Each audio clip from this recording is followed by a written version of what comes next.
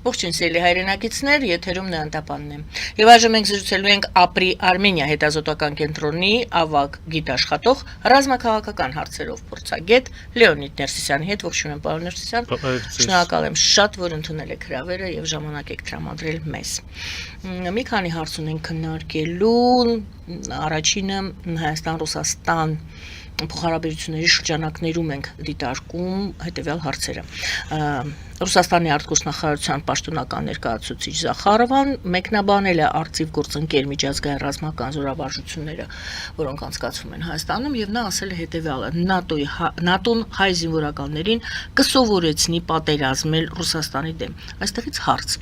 Ինչի մասին են ընդհանրապես այդ զորավարժությունները եւ իսկապես այնտեղ Ռուսաստանը նման մտավախություն ունի, թե սա պարզապես հռետորաբանություն է։ Սկսենք նրանից, որ կարելի է քարտեզը բացել եւ նայել, որտեղ է Հայաստանը գտնվում ու Ռուսաստանը, ու հասկանալ, որ Հայաստանը չի էլ կարող Ռուսաստանի հետ պատերազմ անել, բացի այն հանգամանքից, որ դա աբսուրդ է ռեսուրսային տեսակետից, դա հնարավոր չի, այստեղ նաեւ պետությունները սահման չունեն իրար հետ։ Դրա համար ինձ թվում է սրանից ավել այս թեման շարունակելը իմաստ էլ չունի, որովհետև դե բնականաբար պրոպագանդա է, սա հիմա քաղաքական ինչ-որ ճնշման մեթոդ է, եթե մենք խոսենք ինչ է եղել զորավարժություններին, դա խաղապահ զորքերի եղել է բավականին պարզ ինչ-որ մի միջոցառում, արդեն երրորդ անգամ չեմ տեսնում ոչ մի տենց ինչ-որ սենսացիա այստեղ, միակ հետաքրքիր զարգացումը նա էր, որ այս անգամ նաև Հունաստանի եւ Ֆրանսիայի ռազմական կոմպոնենտն էր մասնակցում եւ տեսնում ենք ֆորմատի որոշ ընդլայնում, կարծում եմ բավականին պոզիտիվ է, բոլոր ամենաակտիվ արևմտյան գործընկերները Հայաստանի հիմա արդեն մասնակցում են իրար այդ զորավարժությունների։ Հաջորդ նման զարմանք առաջացնող հայտարարությունը Ռուսաստանից վերաբերում է ՀԱՊԿ-ին։ ՀԱՊԿ անդամավճարների չվճարման պատճառով Հայաստանին կարող են զրկել աշխատանքային մարմիններում քվեարկելու իրավունքից մինչև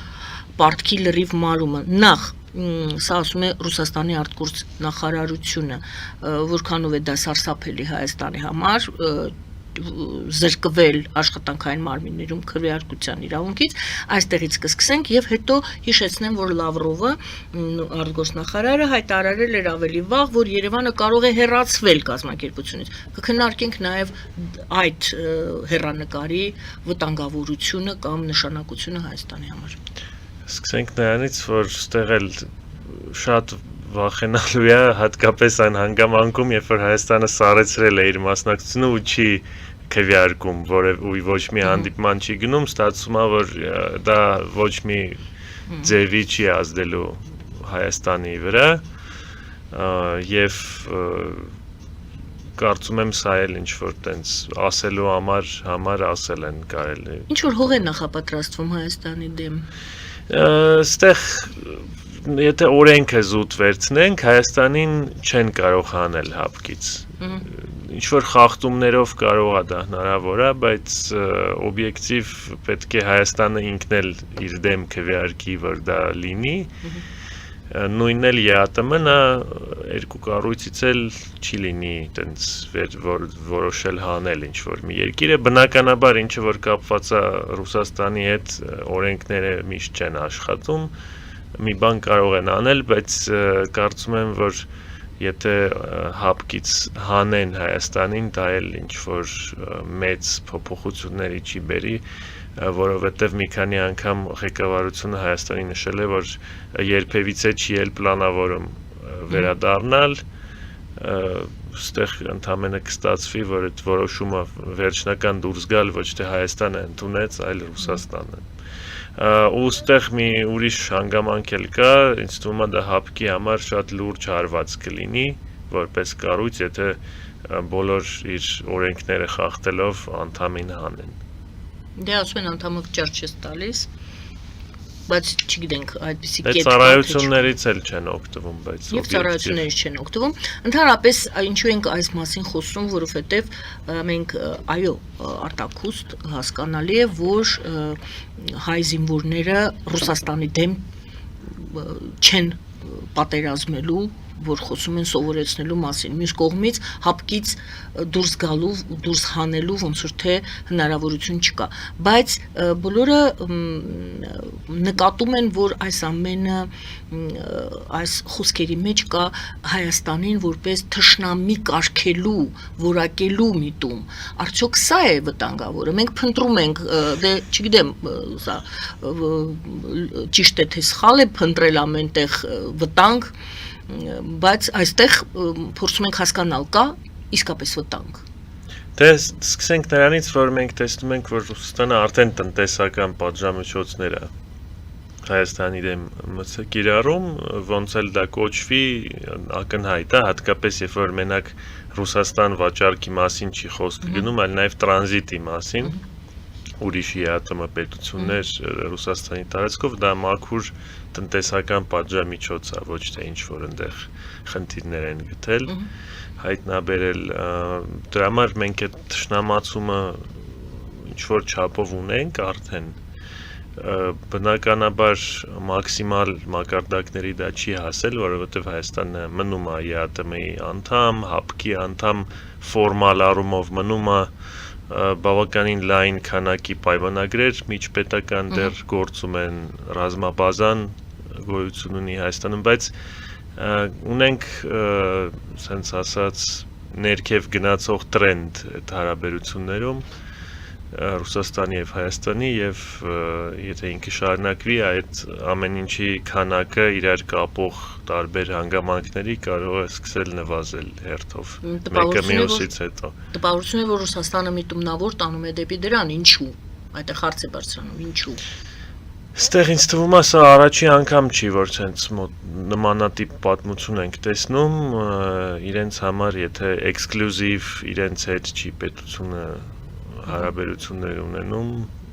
իրենց դուրը չի գալիս ու սկսում են այս ճանապարհով գնալ կարծելով որ այս ձևի ճնշում գործելով պետքա կարծիքը փոխեն երկրում ժողովուրդը ղեկավարությունը բայց գրեթե միշտ դա հակառակ էֆեկտի է բերում չգիտեմ քանի անգամ սա պետքա լինի որ հասկանան բայց ինձ թվում է դա էֆեկտիվ չի աշխատում ու հակառակ ուղղությամբ հակառակ աշխատում Շնորհակալություն զորավարժությունների մասին եմ ուզում անպայման ձեզ հետ զրուցել, ինչ տեսանք զորավարժությունների ժամանակ, դրան կամ զուգահեռ կամ դրան հաջորդեց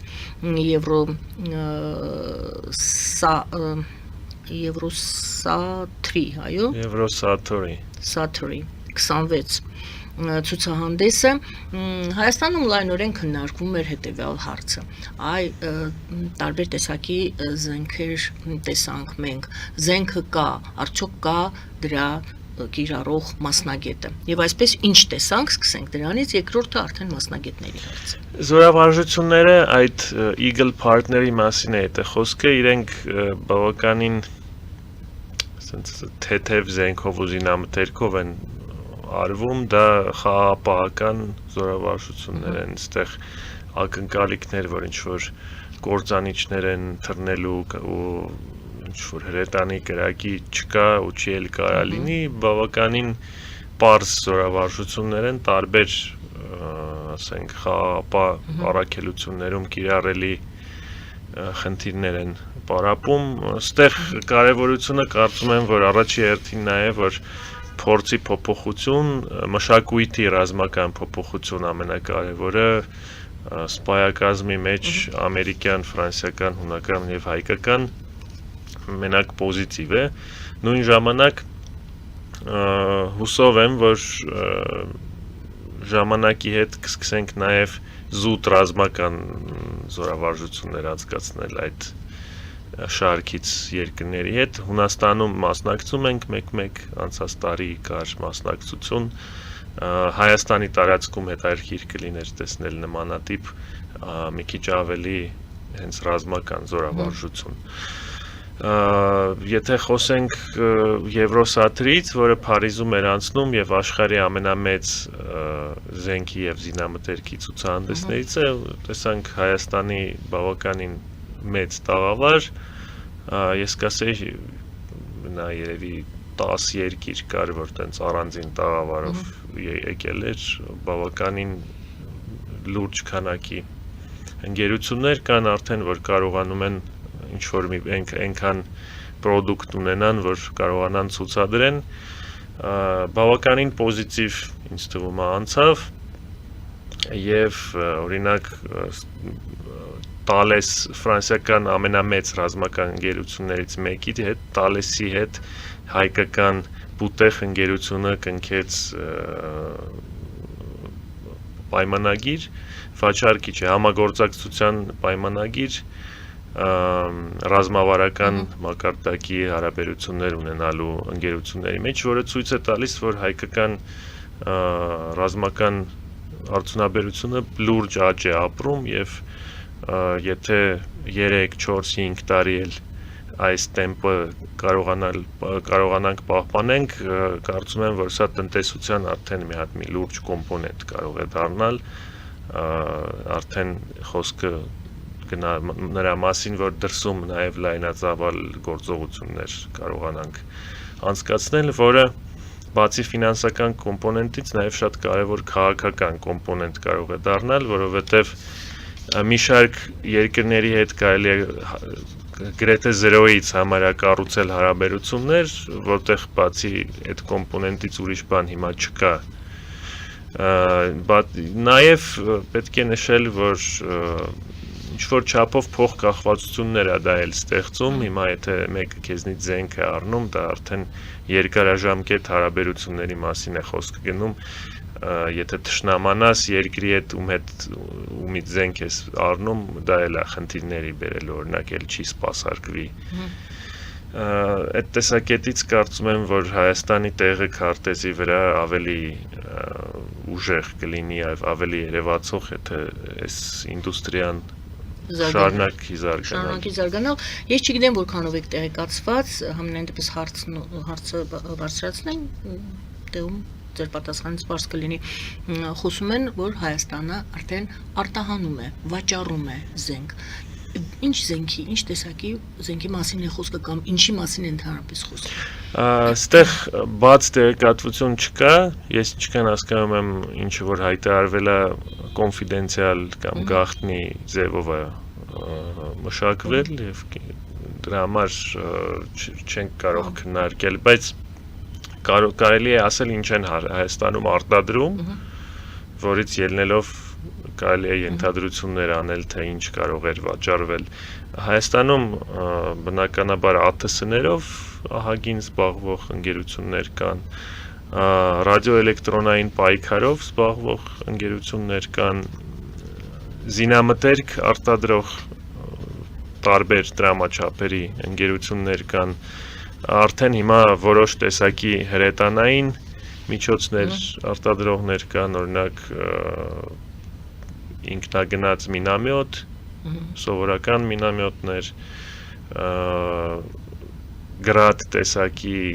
հրթիռային կայաններ, ձևափոխված, մոդեռնիզացված։ Այդ ամեն ինչից ինչ-որ մեկ-երկու բանը գնվել է։ Բարի, եթե ԱԹՍ-ների շուկան ոնց որ թե շատ լայն է եւ զբաղեցված է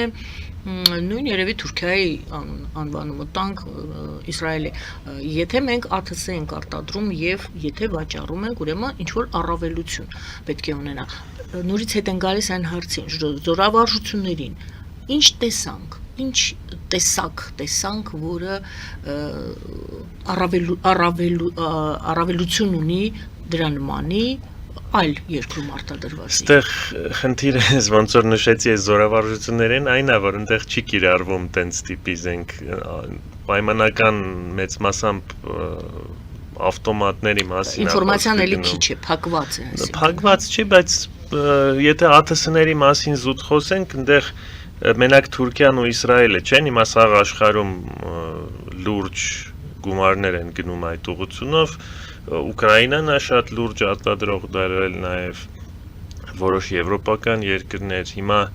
Այստեղ կարելի է նիշ զբաղեցնել, ինչ որ գին որակ ճիշտ առաջարկ ունենալով եւ օրինակ ավելի մեծ ճկունություն ցույց տալով, ասենք համաձայնվել արտադրել պատվիրողի տարածքում, կոնֆիգուրացնել նենց ոնց որ պատվիրողն է ուզում, ավելի հաճախ փոփոխել մոդելը, ինչ որ օրինակ ավելի մեծ ընկերությունները դժվարությամբ են կարողանում անել այդ մոտեցմամբ, բայց ԱՏՍ-ների շուկան դժվար շուկա է, դա համաձայն եմ ես ձեր հետ, նույն ժամ համ դժվար է, համ էլ բայց մեծ քանակների գնումներ են այդ շուկայում հիմա կատարվում, բոլորը դրոն են գնում։ Զիջես նվազագույնը։ Այո, Չեմ ասում ինչ որ մի բան տեխնիկապես կարելի է զիջել, հարցը այն է, օրինակ, չգիտեմ, $5 միլիոն արժի սա, դուք իրանից 30% ավելի քիչ խարակտերիստիկայով սարքել եք դրոն, որը բայց ասենք 50% էժան ավելի արժի։ Հիմա արդեն ահագին երկրներ կսկսի մտածել, հատկապես եթե միջին ինչ որ հարստության երկիր լինի, կարող է ավելի լավ է 3 հատ օրինակ էժանից առնեմ։ Բայց տեխնիկական նկարագիր կա, տեխնիկական Դե հիմա միշտ դա այդ գին որակը միշտ կա, էլի, հիմա Toyota ավտոմեքենա առնեք, թե Mercedes, մոտավորապես այդ լոգիկայի մեջ է ամեն ինչը նաև ռազմական գնումները, եթե չէ այդ տենց որ վերցնենք, ամեն ինչը պետք է ամերիկական գնալ առնել բոլորին, որովհետև երևի ամենաբարձր ցուցանիշն է։ Լավ, մենք ցուցադրեցինք դա եւ ուրեմն մայիսի 28-ին ունեցանք այդ ցուցադրումը, փաստորեն կարող ենք ասել, որ ինչ որ կիսատ ցուցադրվեց ոչ այն ամենը, ինչ մենք ունենք։ Հա, այդպես կարելի է։ Նկատի ունեք ռազմաշքերթին։ Ռազմաշքերթի մասին է խոսքը։ Դե ամեն ինչը չի ցուցադրվել, չի ցուցադրվել է մենակ այն զենքը, որը գնվել է 2020 թվականից հետո, ու ոչ ամեն ինչը ինչ որ գնվել է 2020-ից հետո, բայց ինձ թվում է, որ ահագին մի մասը 50%-ից ավել է տեսականում։ Կարծում եմ, որ բավականին տպավորիչ էր ինչքան գնումներ են արվել ես դաժե կասեի 22-ից մեծ մասամբ հետո 4 տարվա մեջ բավականին լուրջ տեսականի էր եւ շատ ավելի մեծ քանակի, քան դրանից օրինակ առաջ 10-ամյակը եթե վերցնենք անգամներ ավել բայց բնականաբար մենք բանակում մինչև հիմա նաեւ ունենք հինզին տեխնիկան, որը կար եւ չի կորել 2020 թվականի պատերազմում։ Այստեղ անընդհատ էլի նորից հասարակությունը, ես հասարակության կողմից եմ հարց տալի, նեղ մասնագիտական չէ։ Ասում են ՆԱՏՕ-ն շատ ՆԱՏՕ-ի հետ շատ զորավարժություններ է անցկացնում, նույն Ադրբեջանը, այնտեղ պատրաստվում են ՆԱՏՕ-ն պատրաստում է ադրբեջանցիներին, ադրբեջանական բանակը նույնականացվում է, նմանեցվում է թուրքական բանակին, իսկ հայկական բանակը ինչ խարակտերիստիկաներ ունի։ Ադրբեջանը այդ process-ը շատ շուտ է սկսել 90-ական թվականներից էլ, երբ որ ասում եք իրենց պարագայում ՆԱՏՕ, դա հավասար կարելի է դնել Թուրքիա եւ այո, իրենց սպայակազմի մեծ մասը Թուրքիայում է սովորել, ոնց որ մեր մոտ առաջ մեծ մասը Ռուսաստանում է սովորել։ Ու մեծ մասը չէ, բայց շատ էլի։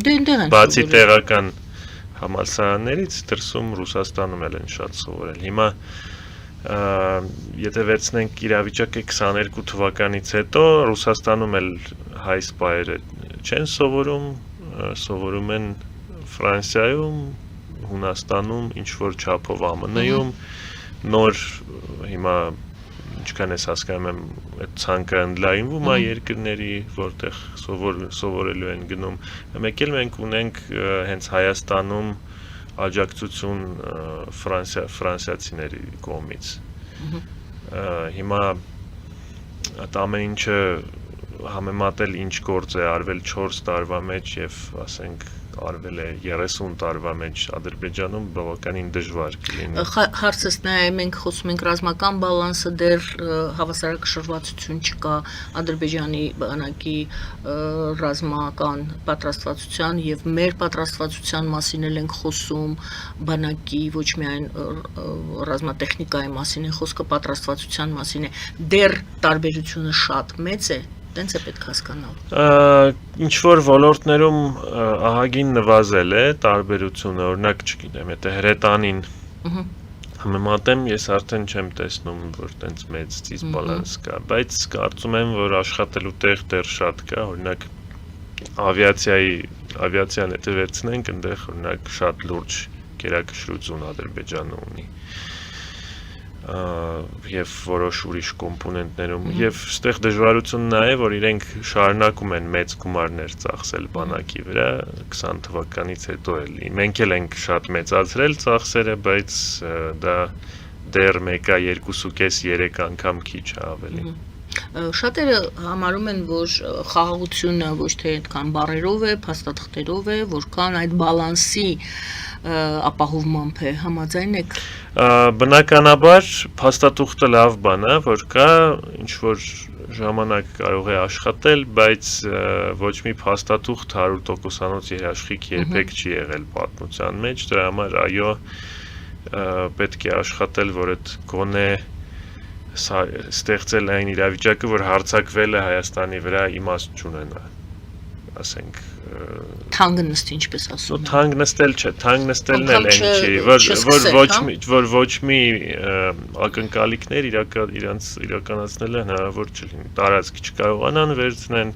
մեծ կորուստներ ունենան եւ պարտություն կրեն, ասենց ասած, ես չեմ ասում, որ առաջի կետը դրան հասնելն է, որ իրենք չկարողանան Հայաստանից տարածք օկուպացնեն, ես չեմ ասում ինչ-որ մեծ հակահարվածների և հակագրողների մասին, գոնե որ չկարողանան Համենայն դեպս այն ինչ տեղի ունեցավ Ջերմուկում, այդպիսի բան տեղի չունենա։ Ջերմուկում էլ ու 20 թվականին էլ, որ ոչ նա կարարա լինի, ոչ Ջերմուկ, ոչ Արցախի պատերազմը 20 թվի, ոչ էլ 22 թվի Ջերմուկը։ Դրա համար պետք է շարունակել աշխատել։ Շնորհակալություն, գովաս հայտարարենք եթերում եւ անդրադառնանք 3 գումարած 3 հարթակին, որի մասին խոսում է Թուրքիան եւ Ռուսաստանը եւ Իրանի պատերազմից հետո կամ դաթարից, այսպես ասենք, պատերազմական գործողությունների դաթարից հետո ստեղծված իրավիճակը տարածաշրջանում եւս շատ շատերին հետաքրքրում է։ Գովազդ է եթերում, սիրելի բարեկամներ, կվերադառնանք տաղավար, կշարունակենք զրույցը։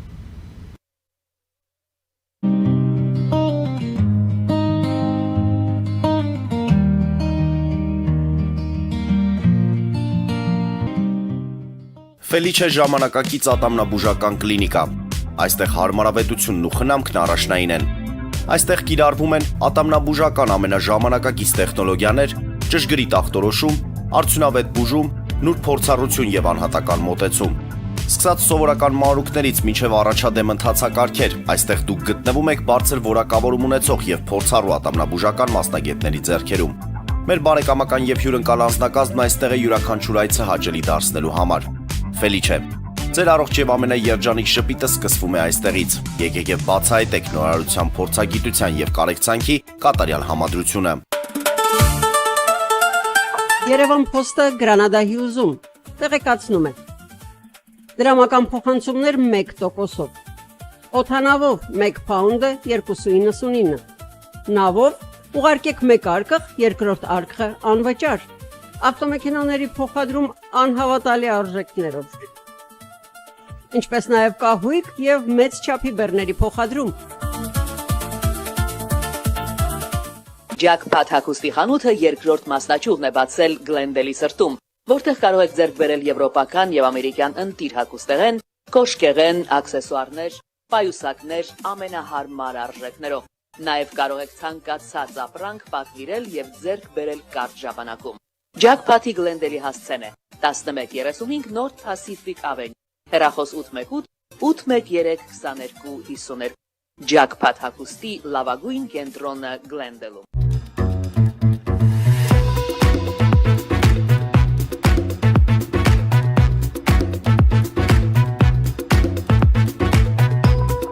Արարատ ռեստորան, ընտանեկան եւ ընկերական ժամանցի լավագույն հասցե, սիրված արտիստներ, հյուրընկալ մթնոլորտ, հարուստ ճաշացան, անմահական խորտիկներ, Արարատ ռեստորան, հասցեն ամփոփող, սիրով սպասում ենք ձեզ։ Լավագույն պաղպաղակ, բնական, համեղ եւ մատչելի գներով պաղպաղակը կարող եք ձեռք բերել բոլոր հայկական խանութներում։ Պահանջեք հայկական պաղպաղակ, Թամարա պաղպաղակ։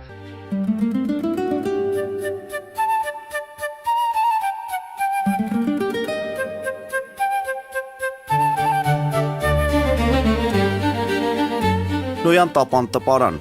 Նոյան տապան հրատարակչություն, շարվածքից մինչև տպագրում, զանգահարեք, գրեք, այցելեք, միասին պատրաստենք ձեր գիրքը, ամսագիրը կամ թերթը, որտեղ նշվելու է, տպագրված է Նոյան տապանում։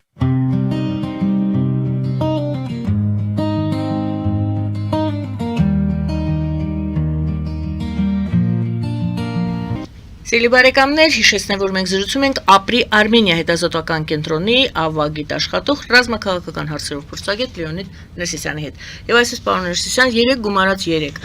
Սա արդեն քանի տարի է մենք լսում ենք 3 գումարած 3, քննարկում ենք դա լավ է թե վատ, նախ 3-ի մեջ Վրաստանն էլ կա դրա մասին էլ խոսենք դա 3 գումարած 3 գեղեցիկ հնչում է, բայց չկա իրականում։ 5 է հավասար ոչ թե 6։ Հա, 3 գումարած 3 հավասար է 5-ի, ոչ թե 6-ի, եւ ընդհանրապես ինչու հանկարծ զուգահեռ, գուցե սխալ է որ ես այդ զուգահեռն եմ անցկացնում, համենայն դեպս ժամանակի տեսակետից զուգահեռ տեղի ունեցավ Իրանը Միացյալ Նահանգների հետ ոնց որ թե եկան ընդհանուր հայտարարի եւ Ֆիդանը մեկնեց Մոսկվա եւ Լավրովի հետ, Պուտինի հետ ինչ որ բաներ քննարկեցին, իրենց հարցերը իհարկե, եւ տարածաշրջանային 3 գումարած 3 շրջանակներում աշխատելու կարևորությունը, անհրաժեշտությունը նորից հիշեցին։ 3 գումարած 3 ձևաչափի մասին ձեր կարծիքը։ Կարծիքս ընդամենը նա է, որ ինչ որ սիրուն ֆորմուլա է, բայց չեմ հավատում, որ ինքը երբևիցե կարող է որպես ստաբիլ ինչ որ ֆորմատ աշխատել, պարզ պատճառներով, որտեվ սենց փոքր երկրների 3-ի մեջ կա Վրաստանը, որը չի ուզում մասնակցել որևէ կառույցի մեջ, որտեղ Ռուսաստանը կա, իսկ մեծ երկրների 3-ի մեջ 3 պետություն է, որը շատ տարբեր կարծիքներ ունեն նրա մասին, թե Հարավային Կովկասում ոնց ու ինչ պետք է լինի ու օրինակ Ռուսաստանն ու Իրանը ինչքան էլ հիմա համարվում է, որ ինչ որ բավականին մոտիկ են դարել, դա օրինակ Հայաստանի պարագայում տենց չէ։ Հայաստանի հարցում, հա։ Հա, բավականին տարբեր դիրքորոշումներ ունեին, օրինակ 21-22 թվականին Ռուսաստանը ուզում էր Միչանսկը նոյեմբերի 9-ի, որ գրված էր Իրանը դրան շատ դեմ էր աշխատում եւ ինչ որ իմաստով Իրանը շատ մեծ դեր ունեցավ, որ այդ պրոյեկտը տապալվեց այն ժամանակ։ Հիմա այտենց ֆորմատը ինչքանով ստաբիլ կարող է լինել, կարող են հանդիպումներ մեկ-մեկ անցկացնել, բայց դրանից ավել չեմ տեսնում։ Հանդիպումներով եթե լիներ այդքան լուրջ տեսք չէին տա խոսքերով, թեկուզ ինչ որ նպատակ գուցե կա, էլի մենք փնտրում ենք ինչ վտանգներ կարող են լինել։ Նպատակը նա է, որ Եմեն ու ԱՄՆ-ն Հարավային Կովկասում չլինեն ներկայացված, դա է նպատակը այդ ֆորմատի։ Բայց ինչ որ ձևով պետք է նրանք խոչընդոտեն։ Գոնե այդ մեծ երկրներից երկուսը կուզենան երևի որ տենց լինի, Ռուսաստանն ու Իրանը։ Բայց ինչ որ Իրանի պարագայում հələ հարցական մի քիչ ավելի շատ է, օրինակ ԵՄ-ի հետ կապված, բայց Ռուսաստանը հաստատ չի ուզում Թուրքիան էլ, սենց ասենք երևի կուզի, որ այդ ԱՄՆ-ն ու ԵՄ-ն իրենց միջոցով ոնց որ Հայաստանում լինեն, ոչ թե ուղիղ Հայաստանի հետ։ Հիմա այդ ամեն ինչը երեքին էլ պետք են ինչ որ չափով, բայց մեկը այդ տարբեր հայացքները շատ տարբեր են հայացքները իրենց ու չեմ կարող տեսնել որ դա դառնա կառույց էլի ֆորմալ չեմ տեսնում քանի տարի է արդեն այո քանի տարի եղավ մի երկու հանդիպում չեմ հիշում հաստատ 3-2 բայց ինչ որ Գործնական Ոչ ոչինչ մի չարվեց։ չեմ կարծում, որ լուրջ առաջգնացումների է դա բերել։ Կա կարծիք, որ թրիփի հակակշիռ է, ինչ որ նպատակը թրիփին հակակշիռ ստեղծելն է։ Չեմ կարծում, որովհետև այդ կոնցեպտը թրիփից շատ ավելի շուտ է առաջարկվել եւ ավելի հին է, քան 2020 թիվը։ Ահագին հին կոնցեպտ է սա։ Երբեք չի աշխատել։ Դրա համար թրիփի հետ ուղիղ չի լինի կապել դա, բայց թրիփի պարագայում 3+3 հաստատ չի ստացվի, որտեվ Թուրքիան թրիփի կողմնակից է, իսկ Ռուսաստանը Եվ դեմ է, շահառու։ Իրանն էլ տենց կիսադեմ է, ասենք ասած։ Թուրքիան թրիփի շահառու կարելի է անվանել։ Այո, Ոչ միայն կողմնակից, այլ նաև շահառու։ դրա համար ստեղ էլ չի ստացվում էլի։ Հիմա Իրանի գործոնը նայենք։ Իրանի նախ Իրանի դասերը, մենք ինչ որ դասեր, կարելի է թե շատ գեղեցիկ խոսքեր եմ ես ասում վերամբարձ։ Ինչ որ դասեր մենք կարող ենք քաղել այն ամենից, ինչ մենք տեսանք տեղի ունեցել Իրանում։ Սկսած անցած տարվա հունիսից, այդքան շատ խորը գուցե չնայենք, բայց հիշեցնենք պարզապես, որ այն ժամանակ էլ Իրանը կարողացավ կանգուն մնալ եւ հիմա։ Շատ տենց մեծ քանակի դասեր երևի չենք կարող քաղել, որովհետև շատ սպეციფიկ ինչ-որ իրավիճակ է, այլ չափի պետությունների մասին է խոսքը գնում, բայց կարամ ռազմական դասերից մենակ ասեմ, ռազմական դասերը նաև որ մենակ Իրանում չէ, հիմա պատերազմում ապակենտրոնացումը շատ մեծ դեր է ստացել, դուք չեք կարող կենտրոնացնել ձեր հրամանատարներին մեկ կետում, որը առաջ ընդունված էր եւ հիմա էլ դեռ շատ բանակներում չեն կարողանում դրանից հրաժարվել եւ Իրանում մենք տեսանք օրինակը թե ինչ վատ բանի դա կարող է բերել, երբ որ առաջի օրը գրեթե բոլոր պաշտոնյա անձերը ամենաբարձր ռանգի զոհվեցին եւ հետո տեսանք որ հակառակ երբ որ բանակը ապակենտրոնացված աշխատում էր, թիրային համալիրները դրոնային դա բավականին դժվար է դրա դեմը առնելը։ Հիմա Հայաստանի վրա այդ փորձը կարծում եմ կարելի է տարածել եւ մենք այդ հարցերում ինձ թվում է դեռ ունենք անելիք։ Իսկ ստորգետնյա կարևորագույն հանգույցները դա էլ բնականաբար դա նոր բան չի, բայց դասեր ասելով դե ինձ թվում է էլի ավելի շատ կարելի է աշխատել, հատկապես ելնելուց նրանով, որ Հայաստանում սարերը ամենտեղ լեռներ կան եւ սարեր կան եւ իրենց մեջ այդ թունելները սարքելը տակը շատ ավելի հարմար կարող է լինել։ Կարելի ասել, որ դա եւս դաս էր, որ կարող ենք մենք կիրառել կամ չկիրառել։ Ընդհանրապես ուզում եմ ասեմ, որ դա լավ կարելի է ասել, որ դա դաս էր, բայց այդ ամենը 50 տարի առաջ էլ կարելի էր մտածել, էլի տեսնել, չեմ կարող ասել, որ անպայման պետք էր դա Իրանում տեսնել, Հեզբոլլան վերցնենք, նույն տրամաբանությունը։ Դե Համասը չենք կարող վերցնենք, որ Համասը շատ փոքր տարածքում է։ Բայց միևնույն է, էլի նրանց թունելները, նրանց Դե մենք Հայաստանը Սյունիքը Գազայից շատ ավելի մեծ է, ես նկատում այդքան թունել չի լինի փորել։ Կոմպոնենտներ պետք է ունենալ, դրա պահեստներ։ Այդտեղ Իրանն ենք բերում։ Ինչ-որ շարժ։ Իրանն էլ փոքր չէ այդքան։ Ինչ-որ շարժ, դե Իրանում խոսախ երկիրը թունել չի, ինչ-որ կարևոր կետերում է դա արած, հա, տենց կարելի է, այո։ Ստեղ համամիտ եմ լրիվ, տենց ինֆրաստրուկտուրա պետք է ունենալ։ Անհրաժեշտ է ունենալ։